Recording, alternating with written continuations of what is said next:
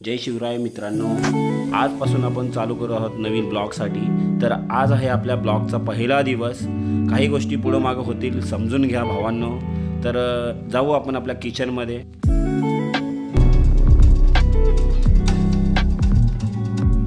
ही आहे आपली 36 नखरेवाली. 36 नखरेवाली का तिचा नंबर 36 आहे म्हणून.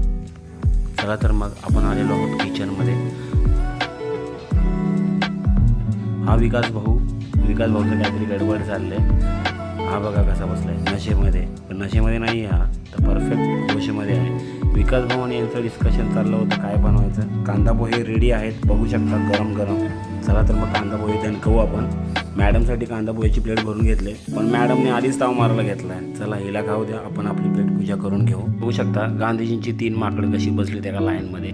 आमचा विकास भाऊ सामानाला निघालाय, पण याच्या समेत भाऊ आणि दिलीप ही दोघं पण निघाले. सामान आणणार आहेत की आपला ट्रक भरून सामान आणणार काही लक्षात येत नाही. तर विघ्नेशचं काम.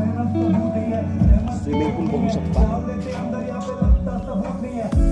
क्लीन बघा, एकदम ट्रान्सपरंट एकदम पाणी.